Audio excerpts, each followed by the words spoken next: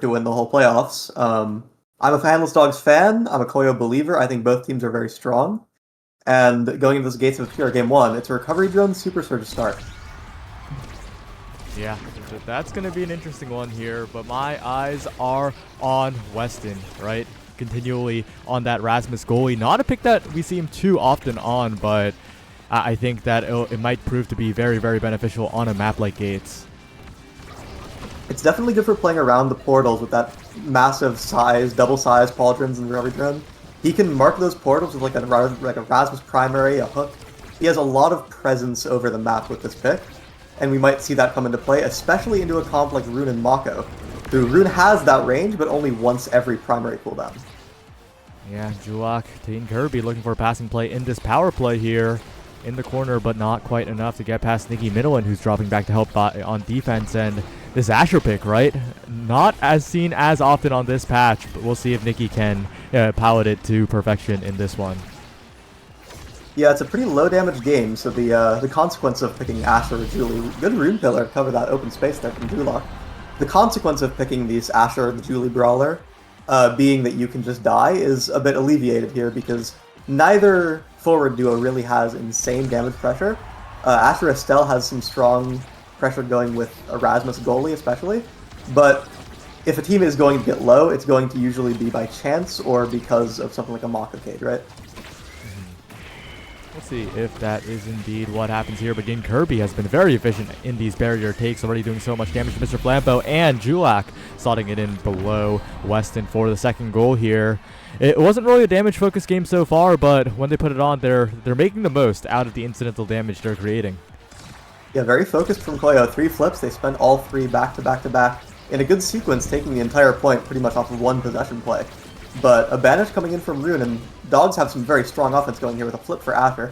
But COYO is able to clear it out pretty convincingly. Very, very well cleared. And Beelzebub continuing to pilot this Mako in, like you mentioned, a relatively low damage game, right? That's another pick that suffers when the damage is focused. Not really happening so far, and decided COYO having a good time because of that. Yeah, and as the game progresses, Mako might pick up some of these dash range trainings, and very strong corner offense. Again, this corner offense is exactly what Handless Dogs wants to find throughout this game. The Estelle and the Asher, putting it in that Gates Obscure corner, and finding those guaranteed kind of goals, that's what you need to score on a character like Mako. Good strike wars, though. Getting it out of the corner is Beelzebub, and now Weston has to get past this Rune Pillar. Julak and Kirby advancing, but the pendulum swing is good. Nikki Middle with a dribble to the bottom side, and Beelzebub can't get there in time. Those are the kinds of goals that the Handless Dogs need, but those opportunities seem so rare. Yeah, the slip kicks showed itself there, by the way, from Nikki Middleton. Because of that little dribble onto the bumper, she had the slip kick speed, and Beelzebub didn't have the Mobies to catch up to it in time. That's the kind of play you can make when you're running slip kicks on Asher, which is an alternative to picking like a wand or something, which people might assume otherwise is the default. These other gears do have their use cases, and they're showing themselves in this game here. Yep, double vanish now. Trying to get a little bit of pressure on Mr. Flambeau, who's incredibly low. One hit away from death as Julak gets pulled away. This Estelle has not been able to do much this game, it feels like. Just not enough presence in the midfield to help out Nikki Middle, and the flip tried, but completely stuffed out by all 3 members now. Striking forward, getting the core stop on the barrier beam just enough to find the barrier. But so the offense of Handless Dogs just has not started. Maybe staggering in Kirby might be what begins it. Yeah, but both forwards caught in the Mako cage there. The offense is going to kind of simmer down because of that from Beelzebub. Yin Kirby is staggered, but the recovery drone and the high evade meter and the regen timer is making it not very convincing. However, Yin Kirby does find a good dash punch to take that barrier. This is kind of accelerating for COYO here. The set is going through, but Mr. Flambeau finds a good piercing shot into the barrier there. Weston now needs to get out of the corner. Julak with the flip, looking for a pass, and Mr. Flambeau wins the strike or gets ahead of the core there. Still a difficult defensive situation, but Nikki Minowan delivered right into the core. The passing plays are good. Mr. Flambeau setting up right to Julak, though, as they try to send it through the middle. A flip out from Beelzebub to Mr. Flambeau, who passes it back, has an opportunity now, a shot. The hit stun's there, but not quite on the core, and a dangerous spot for Weston to be. The hook attempted, but a little bit too far there as COYO capitalize, get the first set, and get control of the first draft. Yeah, great sequence towards the end there. Able to hold for Mr. Flambeau's full kit dump at the end. Because of that, they're able to punish Handless Dogs for committing in that way. Finding a good flip on the net there. Weston not quite able to save it with just a hook. Going into this draft, we're finding a primetime rune, which is very important. And Mako's hovering that team player. She's going to get it. I think just these two pickups alone for COYO is very dominant in this draft. The 1-2 punch on Asher is both a good pick and a deny from Juliet, but I don't think it's enough. Julie gets that Adren Rush, but honestly, the main highlight here is primetime rune and team player Mako. That's what we're going to be looking for here. A lot of team player plays, a lot of possession from rune, because you already felt like Estelle is not having too much of a presence on the map. It's going to feel even lower now that rune has that prime time. All of that autonomy over the game. We'll see. Triple banish comes out, but no barrier taken just yet. There's the dash punch from Nikki Middleton catching Julak out, and the recovery drone gone very, very quickly here. Might be an opportunity, but Yin Kirby is in the midst of it all at the moment, finding a lot of plays. Julak with the rebound, and the core ending up in the half of Handless Dogs more often than not. COYO is playing these portals very efficiently, it feels like, and they're getting rewarded with the possession. But Mr. Flambeau and Nikki Middleton combine in the corner. Weston sends it forward, but again, it's just not a sustained offense, unlike this with the Rune Pillar. Yeah, dash punch getting full value in terms of damage, and eventually coming back around for the barrier. Flipping for it, holding it in place. The recovery drones might be taken here, maybe even a KO on Flambeau, depending on how this play goes. Out, but the primary is barely whiffed. Flambeau gets 2 orbs to recover, and suddenly the possession is in the hands of Handless Dogs. Oh, but they just can't get it through, and Weston trying to clear it out. Julak wins the strike war in a bit of an unfortunate situation. I wonder if Weston was trying to strike war forwards to not have to deal with the Rune Pillar on the top corner, but ended up having to strike it right into Julak, and that's a pretty easy strike war for the Rune. Yeah, definitely. Julak just kind of, as soon as he got the ball in that open space, it looked really, really scary for Weston all of a sudden. And suddenly Yin Kirby in this corner again gets flipped out. That's the recovery drone gone. No more recovery drones for the side of COYO, but they're not really looking like they're in too much consistent danger. It's only these momentary things, like a 1-2 punch Asher, a core flip, to find these kills. They're going to open up now, though, throughout this set. Maybe Middleton also a little bit low here. Julak pressured, flipping out to the top corner and looking for a passing play. COYO, good strike from Weston to get it out of there versus 2, and still a good strike to get it out of there again, but Yin Kirby covers the corner, goes for the dash, not enough with the pillar, puts on so much pressure, the Flame Flurry traps the core perfectly, had to flip as well for insurance, and COYO continues their relentless offense here.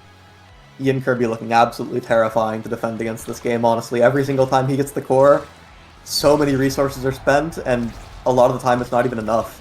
Every single time Yin Kirby gets the ball, it's a massive scoring threat, and this time Handless Dogs has a chance here. They find a double barrier, playing around Beelzebub's strike cooldown very, very impressively. However, this is Yin Kirby's time to shine with the dash and the flip. It is cleared away, well played to Weston, though. Cleared away for now, but Julak gets a banish in the center of the field, and Beelzebub actually snipes it ahead. Dangerous spot here for Julak, who is incredibly low. Gets dashed, but no other abilities to follow up in the pillar. Puts on the pressure next to the portal as Yin Kirby goes for a tricky play, trying to catch the out clear. Not quite, but even despite the health bar difference, COYO are continuing to put the play together, but the pass splitter is angled perfectly, and Beelzebub, not many options there, I gotta say. Asher always gets one of those per game. She always finds one. A very impossible scoring setup to clear, but hard to get in that situation in the first place. Handless Dogs were able to find it that time, but it won't be a consistent way to win the game. They'll have to find themselves with more possession to find those situations among themselves. And Julak now with the pillar, continuing with Yin Kirby. The punch is good. The follow-up strike as well. The dash not quite enough, but again, COYO so good at maintaining possession here in the corner. And once again, Handless Dogs under pressure, but a good snipe by Mr. Flambeau across will find the barrier on the other end. The Flame Flurry, though, makes it scary, but the ensnared drums are not enough to hold the core in. And Yin Kirby, again, another try. Good clears by Handless Dogs. They're getting used to the defense a little more, but that KO is a little scary here. Yin Kirby rushing forward, trying to find this flip after the barrier take, but won't get the barrier just yet. Will get it now. Flips forward, but Nikki Middleton does cover.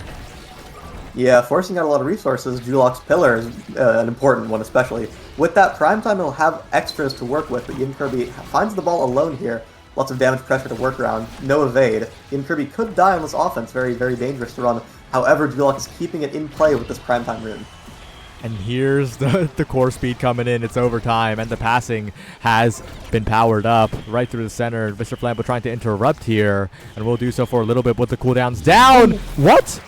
I didn't think that would demon angle. I thought that was off the wall. I don't think anyone did. Alright, well the set's over. That's what you pick team player for. Those situations, as long as it gets one goal, that's an awakening you want to have on your team. Anything can happen with that awakening in the lobby when it's overtime, really. Going to this next draft, very, very fast game so far. Rune has a few things to choose from. One in particular is extra special, but he's going for the monumentalist instead. Extra special will stay for here.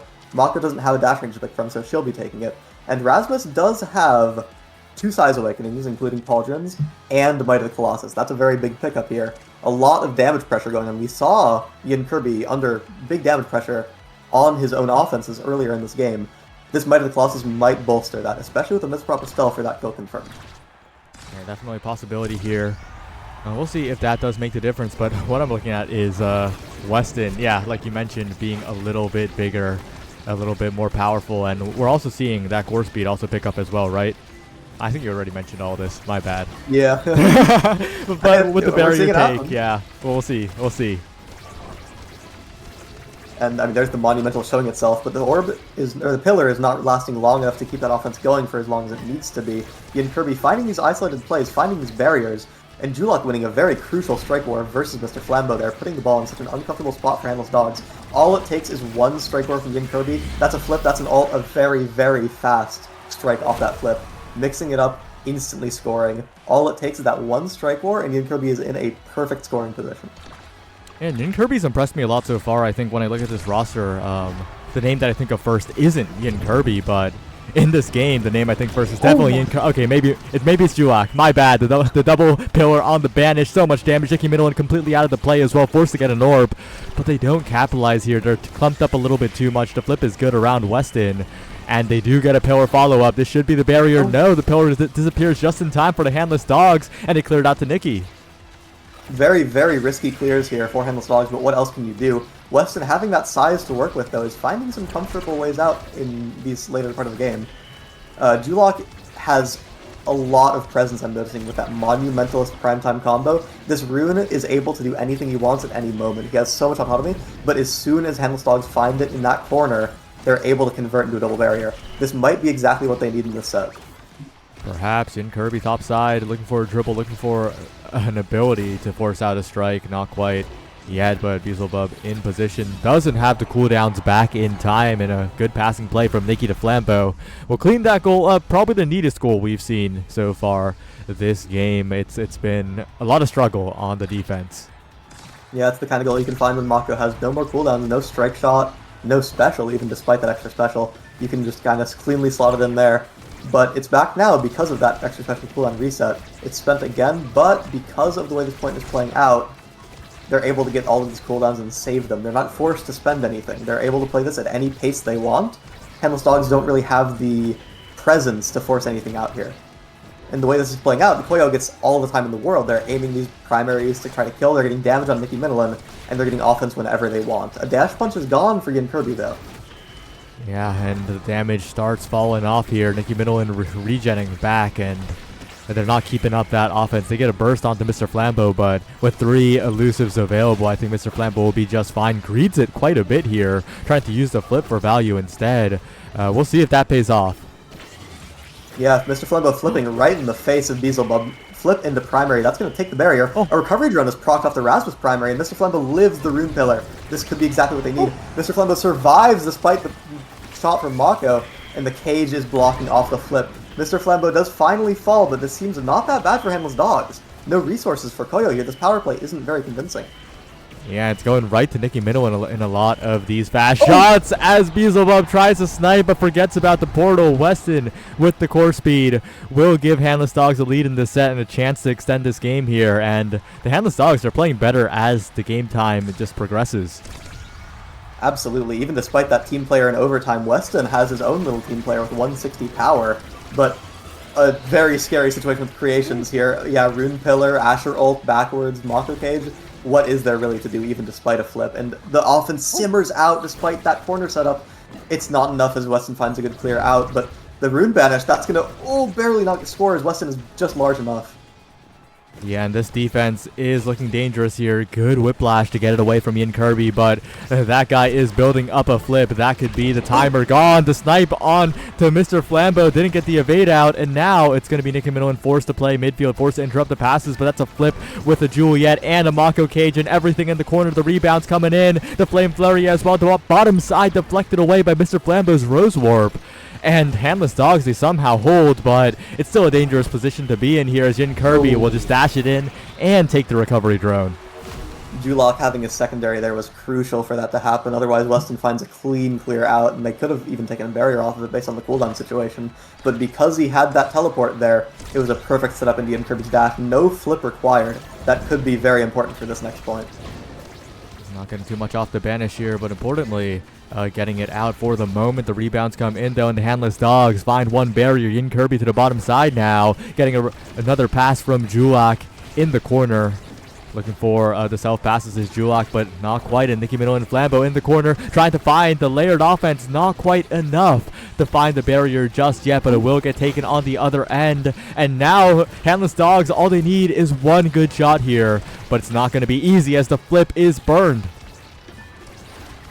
On the side of both Brawlers, the flip is burnt, so Nicky Minowan might have a bit of a problem scoring on Beelzebub here, who does have that flip. Canceling the Mako secondary, but Mr. Flambeau is looking worse for wear after being banished there. The extra special on Rune means it's going to be back pretty soon, regardless.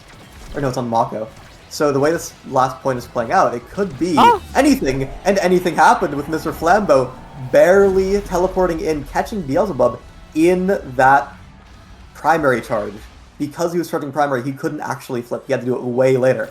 So it wasn't actually just forgetting not to flip there. That was actually because he was stuck in an animation. Very well played, Mr. Flambeau.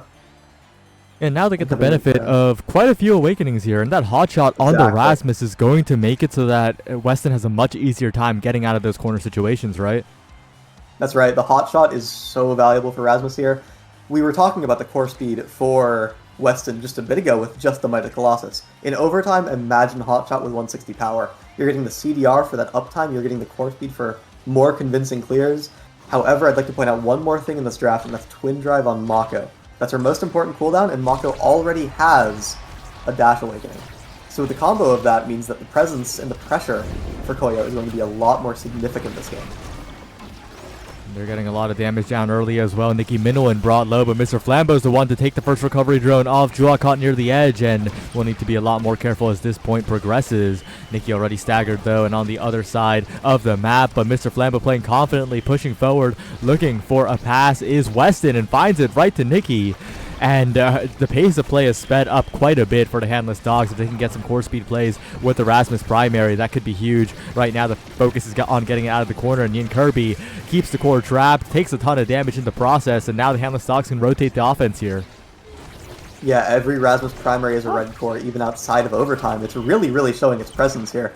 A lot of value coming in for Weston here. It's really all on him to just find those little moments, and these red core situations are terrifying for people to deal with, especially with an open net like this. All it takes is just a single well-placed primary in a single good possession, but Yin Kirby falls for that second barrier there. That could be what they need.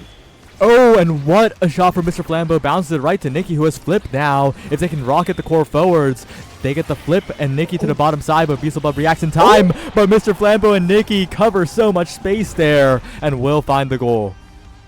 That setup from Nicky Minowan would have crumbled if not for Mr. Flambeau with that dash range coming in and suddenly covering that out clear. Very, very well played from Nicky Minowan, knowing that would happen there. And the way it's playing out, it really feels like Handless Dogs are in possession, in control of the match. I really don't feel like COYO finds these, but then suddenly Yin Kirby proves me wrong with a dash punch into Adrenaline Rush and a flip here. This could be very, very scary for Handless Dogs.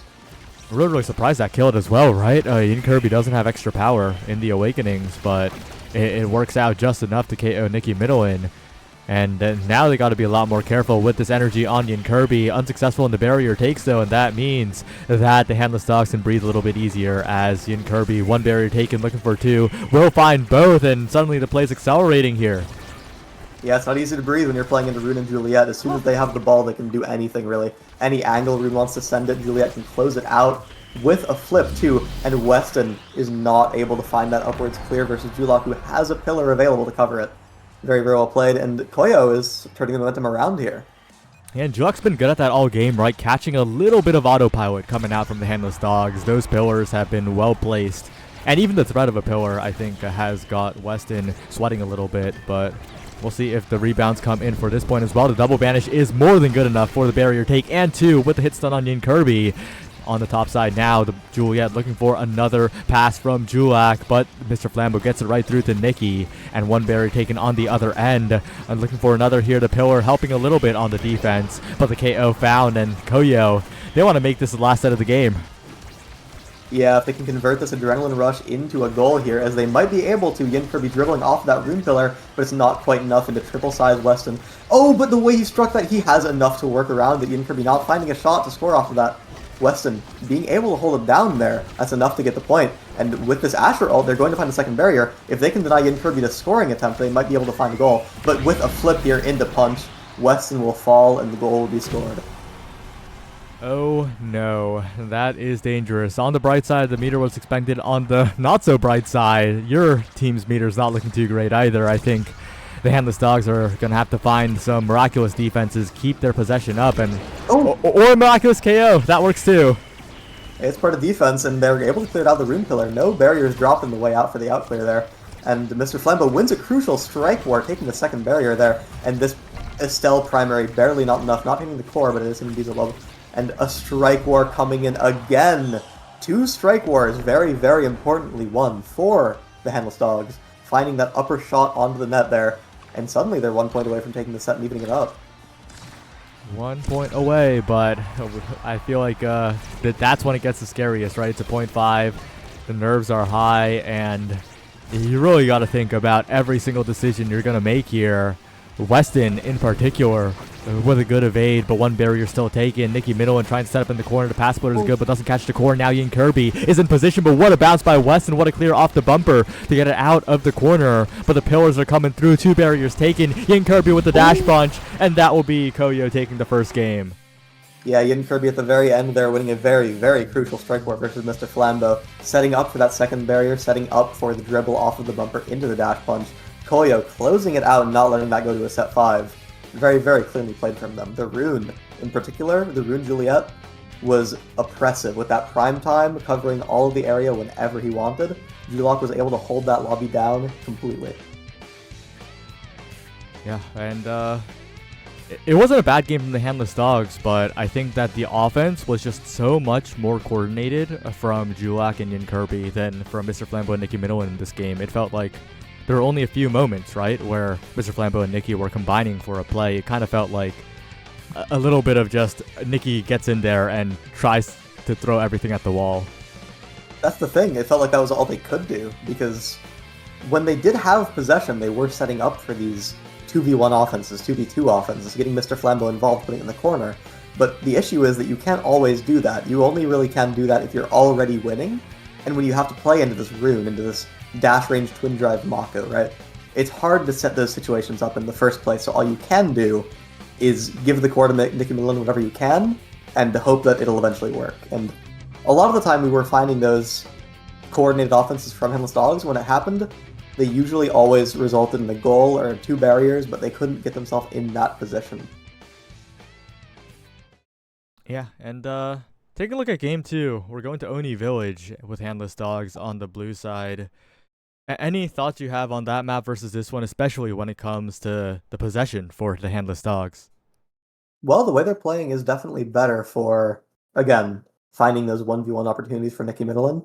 And the Estelle for Mr. Flambeau could come back in again. If they played the exact same way as they were before, then I think they might find themselves more favored on the Village because of the way it plays out with the speed lanes, with the open map and the barrier shape. Those fast and loose plays are a lot more rewarded in comparison to the condensed corner plays that Julak and Yin Kirby were finding, especially with the dash range Mako. A different start, a Spark of Agility 1-2 punch. There's no polarizing pick here like a Mako with dash range. We're really just going to see how it plays out. One thing I will highlight, by the way, is the core speed from 1-2 punch Kazan. The core speed for 1-2 punch, they're banning out Juno for that exact reason. But the Kazan is a very, very strong user of it. Handless Dogs has that blue side pick, and they lock in Asher. I know that Nicki Milan has a very strong Kazan, so if she finds that pick, this game might actually be very strong in their favor. Kazan also being one of the best 1v1 brawlers in the game. Yeah, and talk me through a little bit more about what you think about that first pick Asher, because to me that feels a little strange, right? I don't get why they're prioritizing that highly. If it's an Asher goalie, I think they might get a little outpaced. Asher has a difficult time participating in the match actively, and an Oni Village, although having those melee goalies is very threatening for the offensive team to try to score on you, it does stall out the game, but it's a little difficult to find your own goals yourself. It's difficult to keep that possession going. So it's a melee goalie versus melee goalie matchup, so it's going to be evened out. But Mako is a little better at participating in the first place because of her secondary, right? So having that movement speed, having the extra size on these offenses could be what Koyo needs to put the ball in the net here. Erasmus pick and Handless Dogs are running in with Drakkar Rune. Drakkar Brawler most likely, and Rune midfield. This is a little dangerous for them. I don't think that comp is going to get it done too effectively, though I think Drakkar has an easy time canceling Mako secondary at least. The issue that I'm seeing is that Rune really only has one cooldown that he can interact from a range with. He just has that primary. Banish is slowly traveling. Secondary puts the pillar on yourself, so unless you're getting the blink value going to where you need to be, then it's not really a good tool for that. So really all he can do is interact with the game once every primary cooldown, and the issue is that on Oni Village, passing is so frequent, the game is moving so quickly and loosely, that you need to have more ability to cut passes and have uptime like that.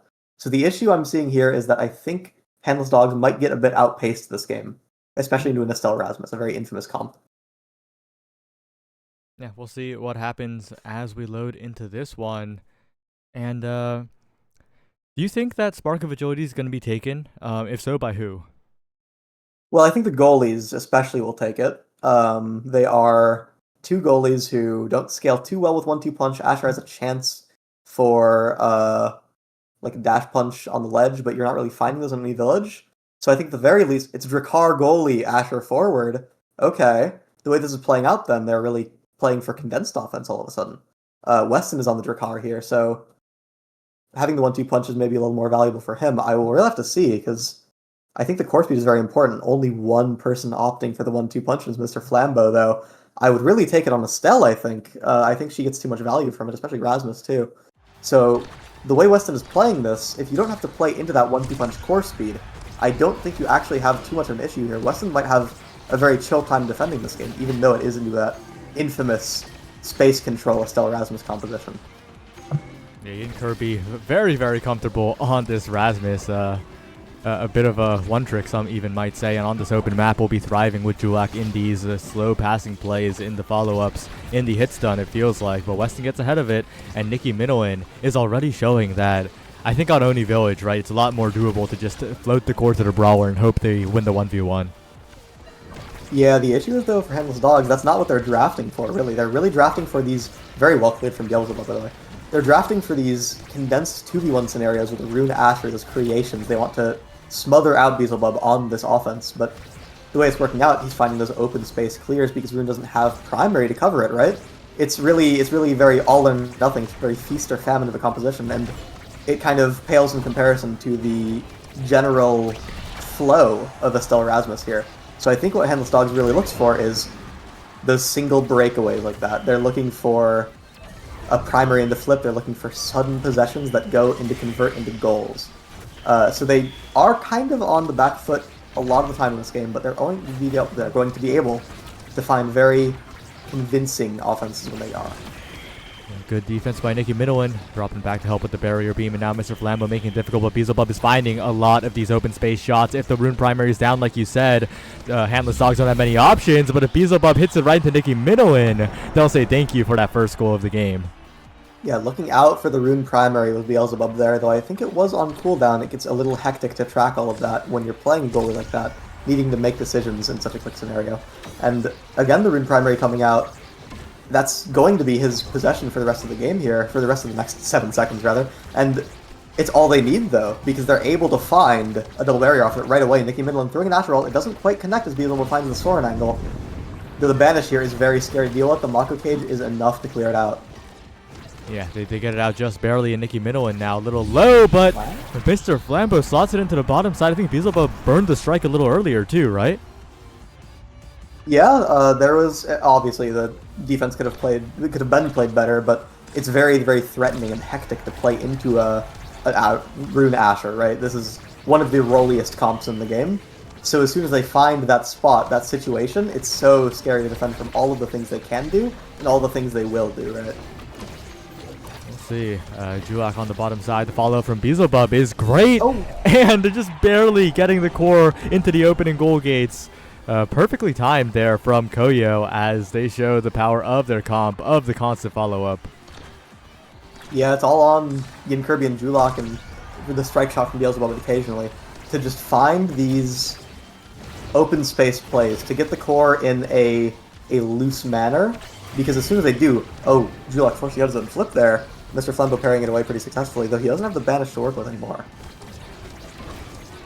Well, we'll see if they can find the offense on the top barrier. Nicki Minowan brought up pretty low, but has the flip.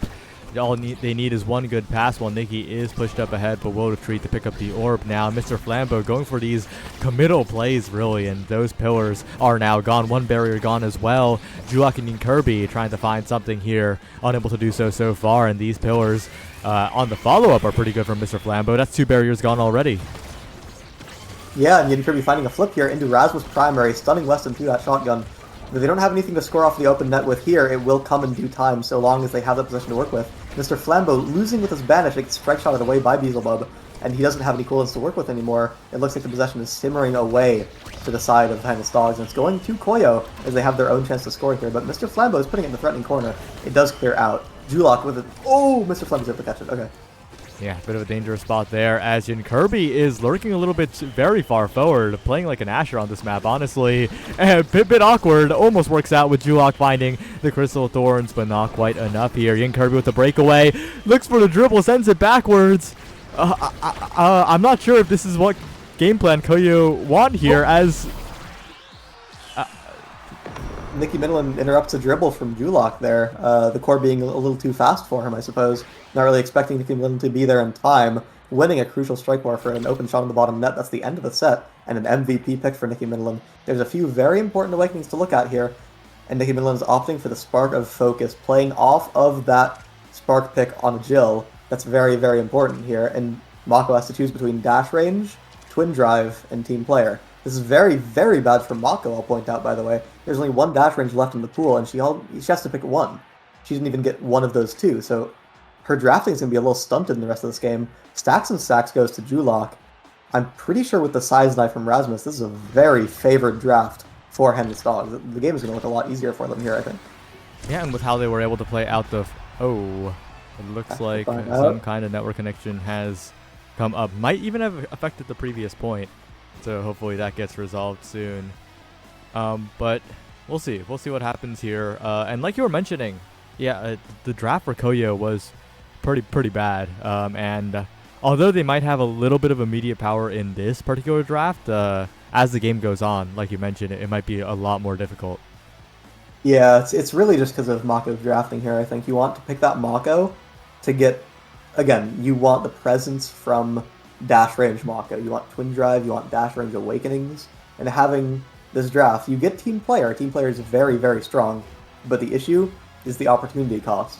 The rest of the drafts here, if this game stalls out, and it will have to stall out, it'll have to go longer if COYO's going to win because they are down a set, they're going to find a little worse awakenings to choose from, even with the size knife from Rasmus too. I think they're just in a really bad spot the way this is playing out, though I will point out that Twin Drive Estelle is pretty powerful. The set might go up pretty well for them in this scenario, but I think the game itself might get a little difficult. Yeah, and okay, we're getting a report that Yin Kirby's W key might have broken, which would explain the weird behavior on the top left corner of the map. If you can't get out of the corner, then, well, that explains a lot. That is just wiggling. Yep. We'll see what happens. We might have to change up the key binds on the movement keys. Might have to go for that ESDF instead. ASDF, yup. Maybe a bit of a an awkward scenario, bit of a handicap to play with, but maybe it'll just fix on its own. IJKL, that's true. IJKL can work too. In fact, IJKL might be better if you have a full-size keyboard, right? Because it gives you more space on the mouse end. Or you can move the keyboard a bit to the left. Or you could do that too, yeah. Or you could even rotate it vertically. No. I mean, if it's wireless, maybe. No, wires are flexible. Oh, Ian Kirby regain control of some I'm upward seeing him movement move key. upwards. Yep. Alright, the play will restart. And oh, we're seeing team player come out. Wait a minute, it was a tactic. Team player overtime coming in. This first point is looking good for them, but the banish on or on Rune there, not quite finding the barrier, and the secondary is getting cancelled. One thing I will point out, Nikki Middleton has been very, very on focus with catching these Mako secondaries, very cancelling them out every single time with an Asher primary or a dash, and because of that, they weren't able to find too many held plays for it, too much value off that ability. That's 2 barriers down, though. Ian Kirby, the hook not quite in time, and the back pass going to own barrier, but it's fine when Julok finds a follow-up like that. The Crystal Thorns catching Mr. Flambeau striking, and that's going to be the first goal of this set. A little bit overtime team player assisted for COYO. Yeah, catching the out clear from Mr. Flambeau there, not going bumper, and because of that, Estelle doing what she does best, which is covering that open space from a long distance, and the way it worked out, going to a much more normal point here, they're going to not have to worry about that team player hectic kind of game as much. But the way the pace has been set, COYO might have a bit of a better time in this set, especially with that extra point.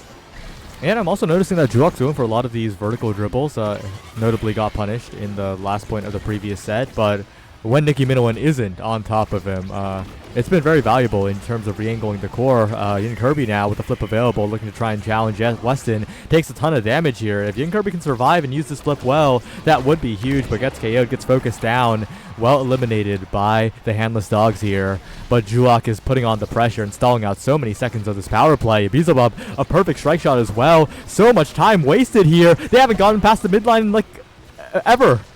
Oh, yeah, there's a spell with all of her abilities, but eventually Rune Primary comes in, and the way this is being set up, Beelzebub has no cooldowns, no flip. If they get one more offense here, if Ian Kirby does not score right now, if Julok does not keep his possession up, Mako might be in a very bad spot. But Nikki Middleton is not in any position to score if she's too busy defending. Mr. Flambeau barely, okay. Asher Ult has played around with Julok there, speeding up the core. It's this overtime, team players coming in, but Ian Kirby's shotgunned away by Weston there. This is very hectic of an overtime here, even despite that team player not seeing too much value, really. Yeah, a lot of these shots are just barely missing from the handless dogs. Good strike core by Julok to keep the point alive, and Beelzebub with the evade strike core here. Ian Kirby not getting it through, and Mr. Flambeau now has so much control. Has a pillar surely, but the pillar goes wasted here. But the banish is good. Nikki Middleton gets the stun, gets the redirect, and will get out of this scary point. Very clean, yeah. Banish opening up the way for Weston's shot, and Nikki Middleton seeing that, gets a dash on the Beelzebub, pretty much opening up the goal as that stun comes in. Asher secondary seeing its value as a sudden burst hit stun option. Yeah, and in that point, I feel like Ian Kirby was playing a little bit too close to Weston, right? In a bunch of situations, maybe going for a forced strike war, but Weston just hit stunned with the lock and load and got out of there. Yeah, especially as Rasmus, you don't really need to be standing on top of their goalie to find those situations as a character like that. And it's exactly what Jakar wants, really, is to be able to shotgun you to clear that out. So the way it's playing out, Ian Kirby might have to adapt here for this offense. We'll see if that indeed happens. A lot of meter being built up for COYO if they can start the passing plays through, find this final barrier. But the pass splitter is good, the banish is good, the strike war on the flip is good, and that's a flip burn for a negative gain there. As Ian Kirby now looking for the dribbles. But again, these dribbles from COYO, a little bit awkward on the timing. Nikki Minowan rushing forward, forcing out a defensive flip from Julok as well. And Beelzebub in a dangerous spot as the core gets rebounded. Ian Kirby now, what a molten bolt by Weston, covering so much time there. And COYO, their offense is just completely stagnating here as Weston is just picking it apart. And really the way it's working out is because Weston is able to find these 1v1 situations because you're seeing Julok here. He's defending so much, he has to defend so much just to not fall to Rune Asher.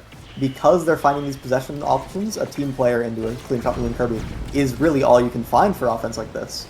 Julok is being forced onto that defensive end so frequently that Ian Kirby is only really able to find 1v1 interactions.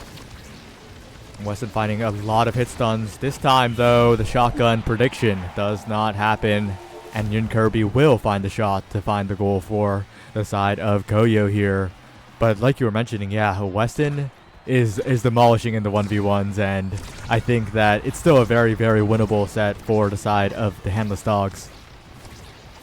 That's right. Weston is playing well, but Yun Kirby is a very strong brawler. What's going on right now? Oh. Sudden double barrier into a flip point blank in front of the net. Mr. Flambeau has all the time in the world to pick any moment he wants to get that shot there. What happened to the sudden double barrier? 10-second long point. I blinked and I missed it. It really shouldn't have happened, it feels like. But, you know, when Mr. Flambeau gets in there... Wait a second, though. Double barrier, 10-second point, perhaps. As the core rebounds to the other side, Nicky Minowen and Flambeau a little bit desperate. The banish goes wide, baiting out the primary here, and Yun Kirby gets the predict on the hook this time and will secure the set for COYO. It was not looking good, but they managed to survive. Yeah, Yun Kirby getting the hook around Weston's shotgun there because it didn't get that. He didn't have the shotgun to clear for that downwards shot that Yun Kirby eventually took. No resources effectively, and Yun Kirby was able to find a clean shot to the bottom there. Again, Rasmus, if you are playing anyone that needs to 1v1, Rasmus is one of those characters. He's so good at it, and Yun Kirby's showing that power himself. Oh, but you mentioned earlier, right? The Dash Awakening is gone. Aerials right. now taken. And it kind of makes you think, maybe they should have held Missile Prop, right? To try and get aerials down, maybe? I do think Estelle does not have to deny Missile Prop there, because Drakkar would prefer to prevent Mako from getting any dash range for the rest of the game, no matter what. And this draft is, again, showing itself in full here. Random KO with after secondary, but don't let that distract you from the fact that Rune has Fight or Flight and stacks and Magnetized Souls. This Rune will be flying around the map. Nicky Minowen has peak performance in 2 sparks. The builds are just looking so good for Handless Dogs. So if they can convert these builds into strong plays, strong possession plays, strong offense, it's looking very good for them for the rest of this game. We'll see if they can do so here, but the team player core speed's picking up quite a bit. Beelzebub looking for a pass, gets it around Nicky, and the dash will not connect either. Mr. Flambeau on the top side now looking for the defense here. Yun Kirby being hit stunned away again. But Weston in a much more uncomfortable spot, it feels like. It kind of feels like Mr. Flambeau coming back to help defend has made it harder for Weston in some ways, in terms of the Handless Dogs not getting as much possession. Occasionally, so long as Mr. Flambeau is not having to defend versus both Estelle and Rasmus, I think it would be better to just leave Weston to those 1v1s. He's proven himself so effective at dealing with before. And sudden burst damage into a flip to get that kill. The second barrier is down, and Kirby gets the orb. He's not at pressure of dying anymore. This could be exactly what COYO needs. Mr. Flambeau doesn't have that primary anymore. Weston is suddenly looking into a very bad spot, but he's forced to use the flip. He's able to clear it out, and the game is going to stall itself out just a bit, but it is overtime, so it's going to speed up right back up the moment Beelzebub gets to strike the core.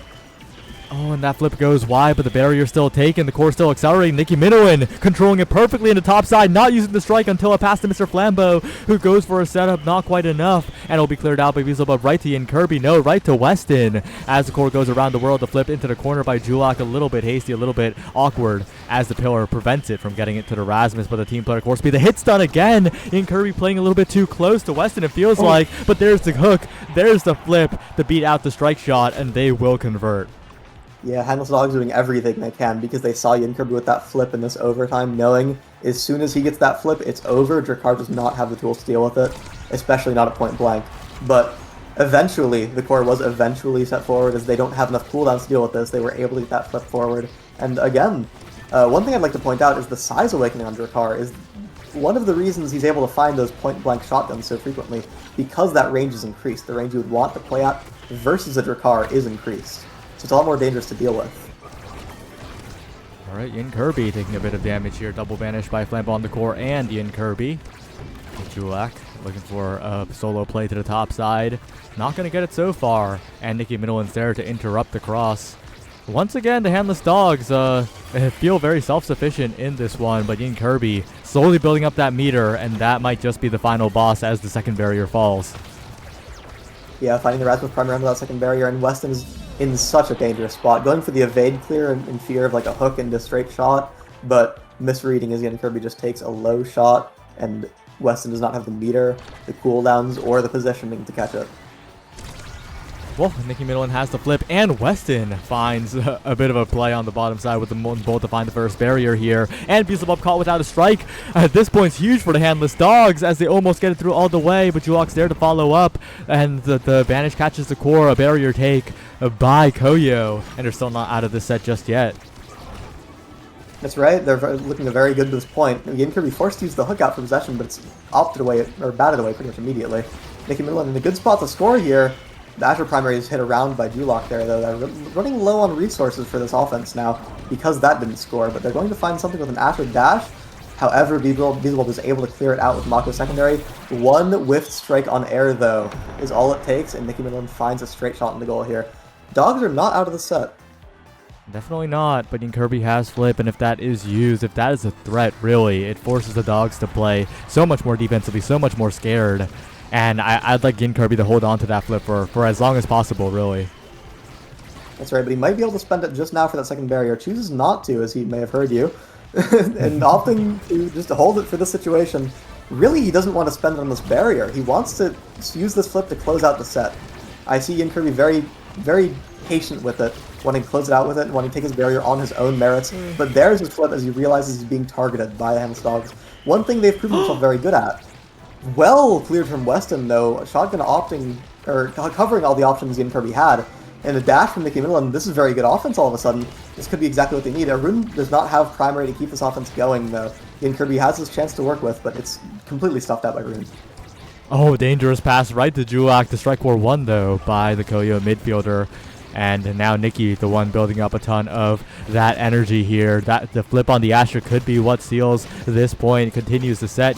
And Kirby, though, along with Beelzebub, gonna find the follow-up. And now with the core speed, they could get it forward. Nicky Middleton burns the flip and gets trapped by the snare drums as well. If Julok can get it out of the corner, that would be huge. The strike shot from Beelzebub just in time. Mr. Flambeau with the pillar set up. Beelzebub in a lot of danger, but flips it right to Kirby. But Weston's there with the lock and load. One more try for Kirby. Another shot by Beelzebub across the map. It's not going to be enough here, but Julok's the one building up the flip, and if that comes through for the Estelle, that could be huge. But the 1-2 punch from Mr. Flambeau, passing right to the clone, a perfect play to tie the set up, and maybe just maybe give Handless Dogs the lead.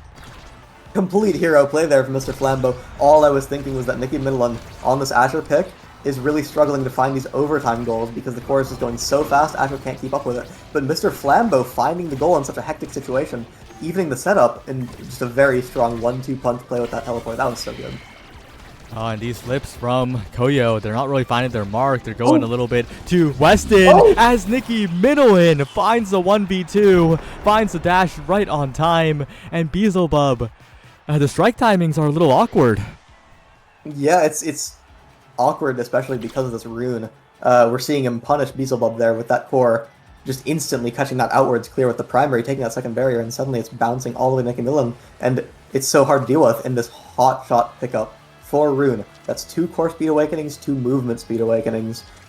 For a character like Rune, he has so much presence over this map, and what does Estelle get? Spark of Leadership. On the second spark, too.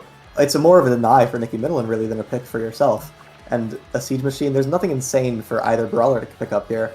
So the way it's working out now is just, it's all in Mr. Flambeau at that core speed. He's the only real big winner of this draft. Weston likes extra special, Beelzebub likes heavy impact, but the massive draft pickup here is Mr. Flambeau with that hot cut. We'll see if he can convert this into another set for the game. Alright, we'll see. Nicky Middleton in a very good spot in the bottom corner, looking for the follow-up here, but Kirby gets it away. Easy barrier take on the bottom side as Weston knows that it's already gone. Retreats to the top side of the map, but that's 2 barriers already for the Handless Dogs. They're pushing forward now to the bottom side. Nicky Middleton just striking past Beelzebub, who cannot keep up with this Asher. Very, very clean passing from Handless Dogs on the offense, and we're seeing the rewards of it. It felt like COYO didn't get any chance to play throughout that point, because of the possession, because of all of the way they're playing this point out, and occasionally Rune Pillar will, I guess, take a trade 1-for-1 there, but it feels like they're very in control of this match. Definitely. We'll see if Kirby and Julok can get it through, and they do find the hit stun on Weston for the second barrier. They're keeping this game alive. It's not out of the realm of possibility.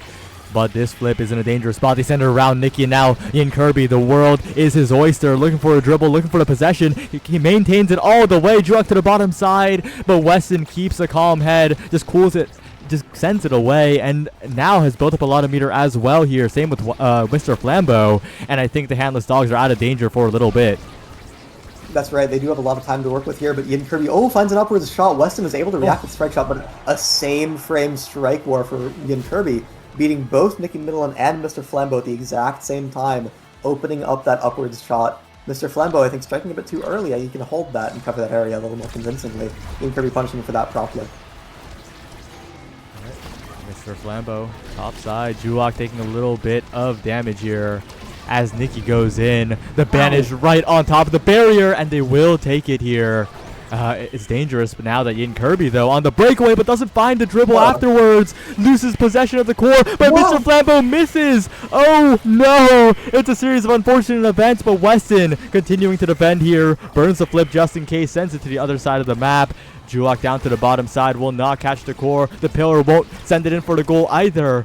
But Nikki is still a threat here as Ian Kirby advances. That's right, and Mr. Flambeau does have that rune primary to work with, spending it, forcing people to clear outwards. They're getting this possession here, and it feels like even despite the very scary situations, it felt like they're still in control for a lot of that point. And all of a sudden, all it takes is Juak with one strike downwards, mixing up Weston there. Feasible has a flip to work with on this defense. They're playing this pretty comfortably. COYO has a very strong chance to win this point. Alright, we'll see. Juak looking on the bottom side. Nicky Minowan building up a lot of meter, has the flip available. Could put them in such a difficult spot, but a good flip by Beelzebub sends it away, and a hook by Ian Kirby will bring them to 2 points in this set here. And that Rasmus is really getting so much value in these situations. Yeah, very well timed. This overtime is so good for COYO just because that team player and the composition difference alone. They really want to have these points kind of stall out and go into overtime because a fast core is not what Rune Asher wants. It's exactly what Estelle Erasmus wants, though. But it's, again, Handles Dogs not allowing it to go this far in, taking both barriers in 15 seconds, but losing both right after because of an overcommit from Weston getting punished for it. And they look to find this last point here with Ian Kirby having the flip. It's buffered out by an Asher secondary, though, and the defense is so hectic, but they're able to clear it out. Able to clear it out, but Ian Kirby, redemption for the flip buffer, finds the strike war against Weston, and we're headed to another set here. It looks so bad for COYO in the midst of that, but they're still surviving. A set 5, but there are these size awakenings to work with for Rasmus here. Demolitionist, Recovery Drone, Might of the Colossus. 3 to work with, he can't get all 3, and again, there's one big issue, and that is the Sparks and the Prime Time. Rasmus is missing out on a lot just for picking a size awakening, and Rune gets a Prime Time pickup. And again, the Spark might go to Weston, forced to deny it away from the Estelle, who now has leadership. But really the way it's working out is that this Prime Time on Rune could be massive, and because there's so many size awakenings, it's not able to be denied from Nicky Middleton, who's able to still get a size awakening despite being 6th pick in a draft with something like Rasmus in it. So the way it's working out, Mr. Flambeau is such a good build to work with, and Nicky Middleton now has that Might of the Colossus pickup. That's very strong for them. Yeah, it is strong, but we'll see if they can get past the Estelle Rasmus here. The passing play starting up. The Crystal Thorns perfectly timed to make it difficult for Weston, and that's how the barrier will drop. Ian Kirby continuing to put on the pressure, takes a bit of damage, but still in the top corner, looking for a play here. Doesn't get the whiplash, not quite, but Juak will send it away. A perfect primary to interrupt. Saving while dying is Weston for the moment, but with the goalie gone, it's going to be so difficult to defend as Beelzebub continues, making sure the barriers do not fall. The hook from Ian Kirby is perfect, and 2 goals away from advancing to the winner's final. Yeah, suddenly without evade clear, the Rasmus hitbox has that linger to it, so while he was able to strike where he still gets hit by the primary, and because of that he fell and the point was over. But one thing to point out here is Mr. Flambeau's stacks on the stacks. As this set goes on, very strong double barrier, as the set goes on, he will get that to 150, and as soon as he gets 150, he's again in massive trouble lobby. The faster Rune is, the more he doesn't have to use primary, the more powerful primaries he'll be using. It's like a snowball, it's like a feedback loop pretty much. So as soon as he gets that 150, Mr. Flambeau will have so much control of the match that the Rune will look so oppressive, the way it works with itself here. Alright, we'll see what happens here. Yin Kirby to the top side, looking for a strike or win. Wins it versus 2. Hits the timing perfectly, and now Julok covering with the follow-up strike. Yin Kirby wins versus 3. No, you cannot let this happen to you. Yeah, making pretty much a miracle play. Yin Kirby getting through 2 people, then 3 people is... They really need to layer these strikes to Handless Dogs, because if they're able to... If Yin Kirby is able to find these plays on them, that's the only way they can lose, I think. These hectic defenses, and it can be very difficult playing with Solar Rasmus. I understand it completely, but it's the way COYO are taking this game. It's what they need to win. So it's what Handless Dogs needs to look for if they want to get this game on their own. But a very well played shot from Mr. Flambeau, catching into Alistair Primary around Mako's flip hitbox. It's completely wasted, and that's a point for Handless Dogs. Wow. And that was really, really funny. Beelzebub actually pushed Nikki right with the core, right? It was just backwards into the goal as Beelzebub almost gets taken out, but Julok one barrier early, and COYO, they need these points to be really fast on the offense, need to put on the pressure early. If it stalls out in the mid game, it feels like, oh, but what a flip! Erasing the stacks on stacks, and now the Handless Dogs are in a lot of trouble. All it takes there's that one single flip, and Mr. Flambeau has to work from 0 all over again. And Rune has a hard time building it up unless you get those things here. And again, both barriers taken. Julok has a flip. This is COYO posed to take the series in this point right now. If they don't get this barrier right now, Handless Dogs do get the barrier, but Yin Kirby's looking so scary. He has all of his cooldowns, and there's a Strike War from Pendulum Swing, beating Weston's own strike. He's out of position to save anything afterwards. COYO taking the series 2-0. Very clean on that Oni Village game from them. Yeah, it was looking shaky early, but once they got the ball rolling, Yin Kirby solved the W key not working, it was smooth sailing from there. Just incredible plays from Yin Kirby in particular, but also Julok, right? Just made it so difficult for Nikki Middleton and Flambeau to set up in the first place. Yeah, Julok recognizing the win con of the enemy team, by the way.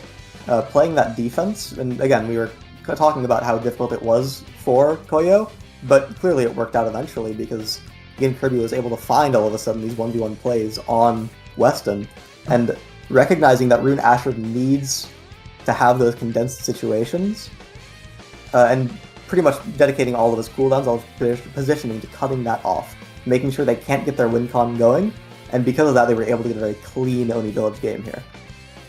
Yeah, and with a 2-0 sweep, they will advance the winners final. And I guess these were the 2 teams that you expected to make it pretty far into these playoffs. Any thoughts after the series? Well, it looked like a very close series ultimately.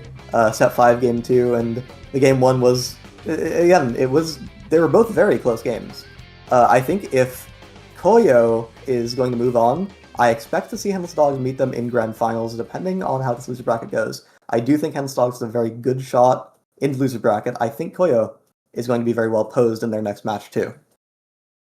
Yeah, well, we'll be right back in just a second. The other winner semi is Chikara Eclipse and frickin' esports, so don't go anywhere, and we will see you soon.